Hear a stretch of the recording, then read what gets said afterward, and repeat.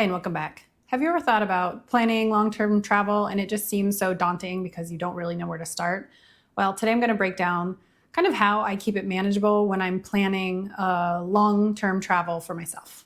If you're new here, my name is Kiria, and in 2024, I retired early to pursue a life of full-time travel and adventure. So let's get started. This video is part of my how-to series. In the last one, I talked about how to get ready to travel full-time, as far as decluttering and all that other stuff. And then in my next video, I'll be talking about how I find accommodation. So if you're interested in any of that, stay tuned for that, or I will link the playlist in the description below. So the first thing that I do, and I'm gonna call this the little black book. This basically used to be an actual little black book that I kept any notes about any places that I had heard about or read about or seen on a video or whatever, in a little black book. Now my little black book is my computer / my phone. And what I do is I use my notes app and I keep a page for each country. And anytime I hear anything that I want to do, want to see, sounds interesting to me, I put it in the notes app for that country. I also am a spreadsheet geek, so I like to put things in a spreadsheet, but I'm not going to get into that. You can do whatever method works the best for you, but the notebook app will help you immensely. I use Google Keep, and that has a collaboration feature, so you can put other people onto your notes. So if you are going to travel with anyone, they can add notes to it, you can add notes to it, and then you can plan accordingly. But no matter what, no matter when, I always use the little black book. So that means anytime I hear about anything that sounds interesting. So this doesn't need to start 3 months before your travel. This can start right now. So right now, get your phone out, open the notes app, title your note, whatever country that you're thinking of going to or that you've heard something interesting about, and start making notes. So for instance, Thailand, you might say, I want to go try some street food in Bangkok. I might want to go to Chiang Mai and go check out the mountains or the elephants or whatever. Just start putting it in. Don't worry about it being perfect or it looking pretty or it being that organized. Just put the notes in. That way, when it's time for you to plan your travels, you'll have a database to start from with a lot of different ideas. If you don't have a country in there, add it. So if I'm watching a documentary and I see, oh my gosh, I really want to go see this historical thing that I just heard about, then I put it in there. And you know what? I might never get to it, but if I need ideas, I always have a place to start. So now you're ready to get started planning your travel. So what I use, I'm going to call it the anchor method. Basically, this means anything you have that you definitely know you want to do, you would start with that. So for instance, let's say you use your little black book and you say, Chiang Mai, I really want to go see the elephants in Chiang Mai. So that's what you start with. And from there, you can kind of decide how that's all going to work. For instance, what's the best time of year to go to Chiang Mai? Well, you probably don't want to go during the burning season, during the heat, during the rainy season, etc., right? So the first thing you're going to do, since Chiang Mai is your destination, is you're going to find out what the best time to go there is, and then you can build your itinerary off of that anchor. Now, let's say it's January. So now you know you're going to be in Chiang Mai in January. You can start planning accommodation or future travel. And again, I use the little black book for this. So maybe I have Hong Kong or Singapore or Nepal or some other place that's near Chiang Mai that I could go to next that I want to see. The other thing is I often use the anchor as kind of a geographical location for that, let's say, quarter or half a year or year, depending on how long you're traveling and how often you want to go back home, you would plan accordingly. So let's say, for example, my last period of travel was 4 months in Asia. I knew that I wanted to go to Taiwan because I'd never been there before. And then I knew that I wanted to revisit some places that I had already been.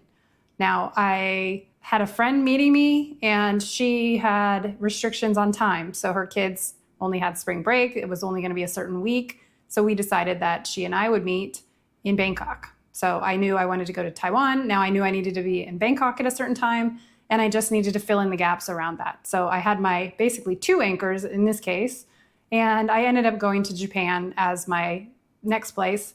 Although I considered maybe I want to go back to Vietnam, maybe I want to go back to South Korea, maybe there's some place that I want to go revisit that I've already been. But in the end, I looked at the weather, what place was going to be not quite as hot, and I picked Japan because I thought it would be a good time to do some hiking there. So, but this didn't all come within minutes. This came with a month of thinking things through, but I already had booked my main journey, which was the flight to Taiwan, and I had booked my place in Bangkok because I knew my friend was going to meet me there.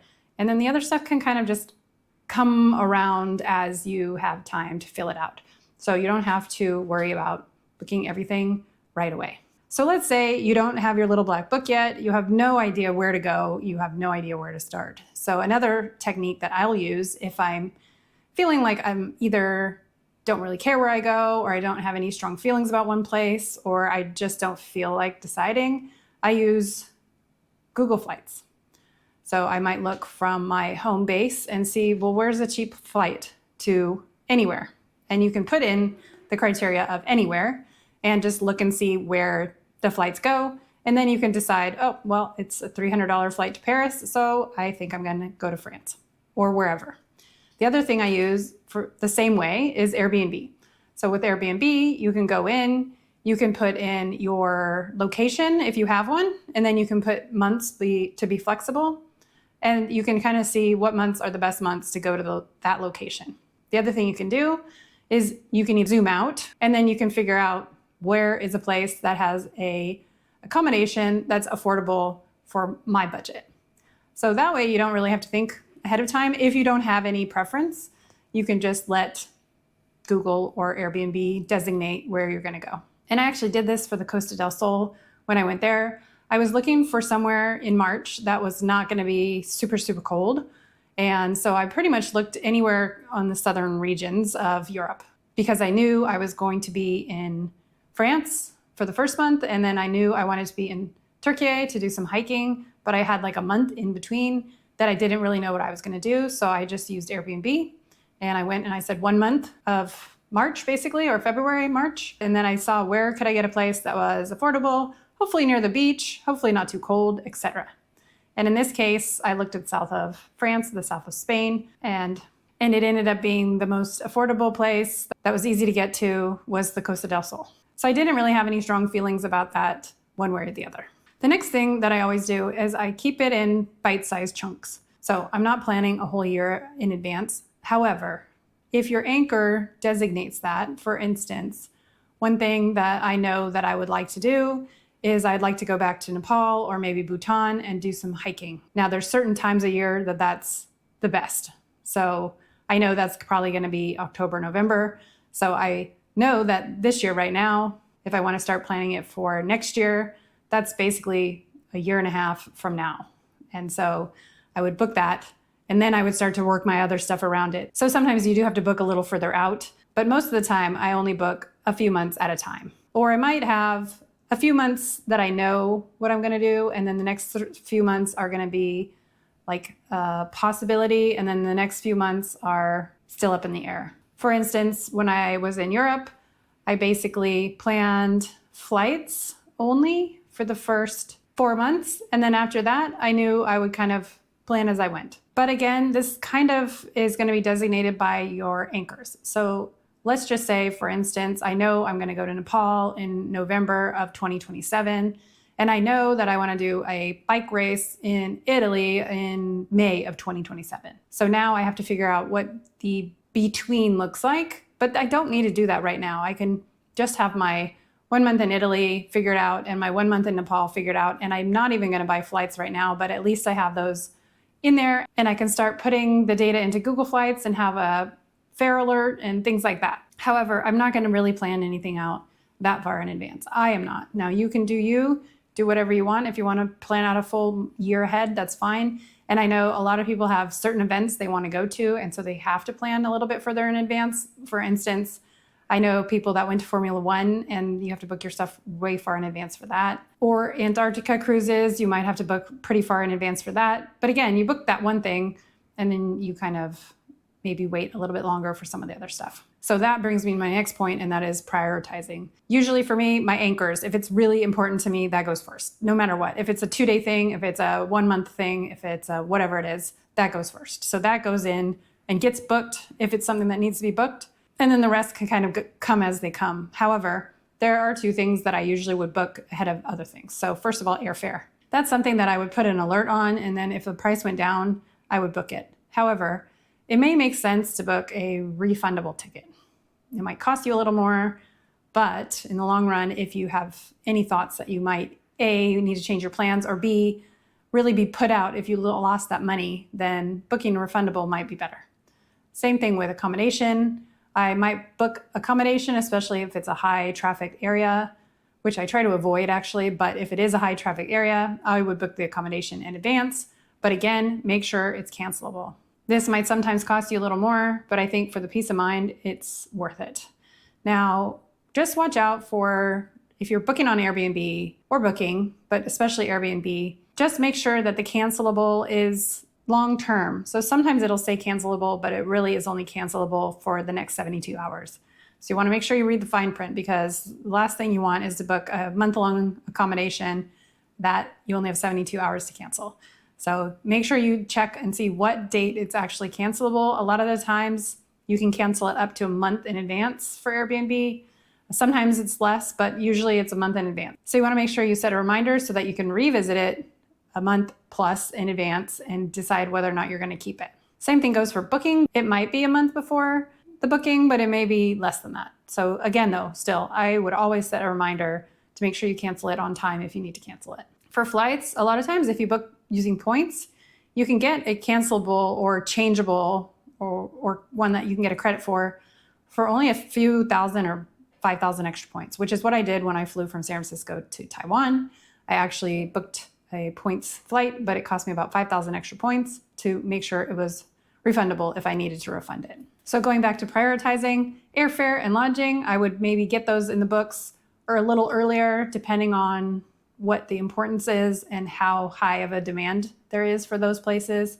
And then after that, the other stuff I wouldn't even worry about too much until not the last minute. I mean, I'm a planner. I don't like to wait till the last minute for anything. However, things like overland transportation, that can wait until later. You don't need to figure out the whole train schedule for every country you're going to go to right now. You just need to book your place in Italy or wherever you're going and then figure out the Italian trains later. Now, there is one caveat to that. Sometimes it makes sense price-wise to book more than 30 days in advance for trains, but there's also a little bit of a balance between stressing out about making all the plans now versus paying a little more to do it last minute. So you have to decide which one's more important to you.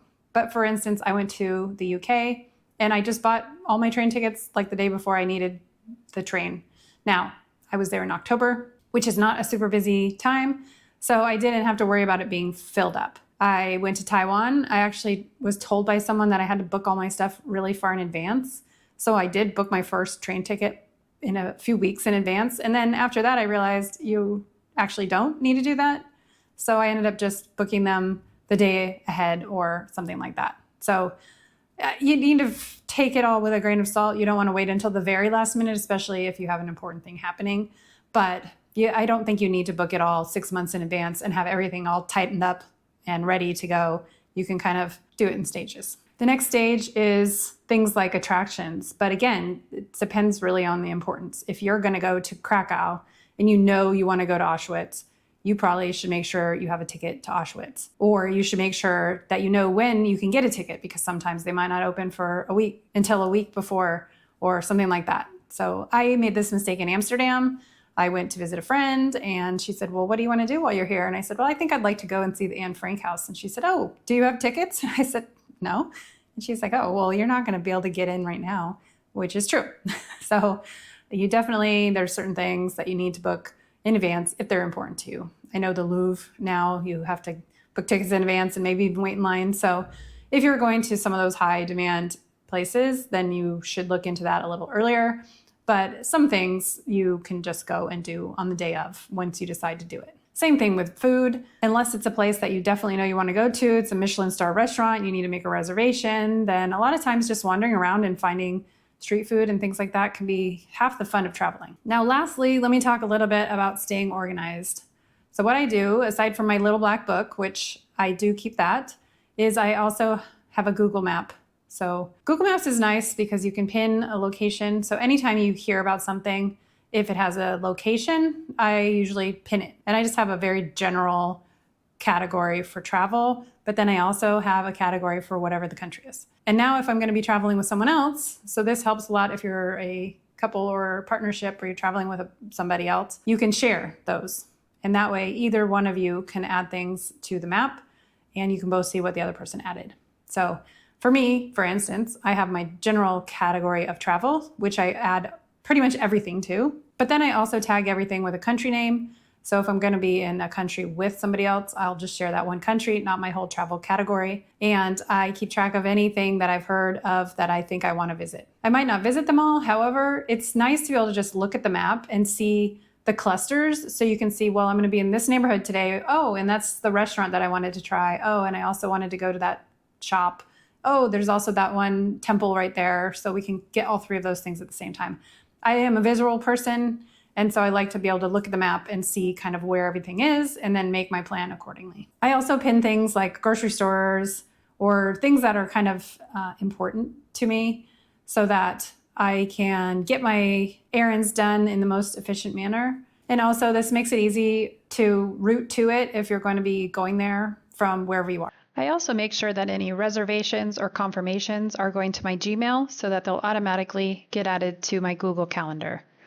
As I mentioned, I also keep a spreadsheet, but this spreadsheet is more of like a wish list. So I don't put every pinned thing on the spreadsheet. Like I'm not going to put the grocery store on the spreadsheet, but I might have the top items that I want to go to. That way, if I need to sort it when I'm trying to figure out where I'm going to go, then I have kind of a big place where everything is rather than each of my notes pages where I have to look at one at a time. This is more about for the big things though, more of my bucket list things, if you want to call it that, rather than just any idea I have about any country. As you can see, I'm a Google user, so maybe you're not, but yeah, I'm sure there's a method for you no matter what you use. I just wanted to touch on one more thing briefly. I also use Google Tasks, and this helps a lot with things like what I talked about with canceling a reservation. So I don't put it on the calendar. I put it as a task, which pops up on my phone, and you can check the little box that says mark completed once you've done it. You can also set it to like snooze so that in case you don't have time right then, you can check it again later on. But that's kind of how I keep organized. I use the combination of the Notes app, the maps, and the tasks. Hopefully this was helpful in getting you started to planning a long-term travel plan. If you have any questions, feel free to leave them in the comments. I'm happy to answer any questions that you have. And I would also love to hear from you. Are you a long-term traveler? And what tips have I missed that you use? And if you're not a long-term traveler yet, but you're thinking about doing it, I'd be curious to hear what things are holding you back. As I mentioned before, my next video will be about choosing accommodation and narrowing down accommodation. So stay tuned for that if that's something that you're interested in. Once again, thank you for watching. Happy travels.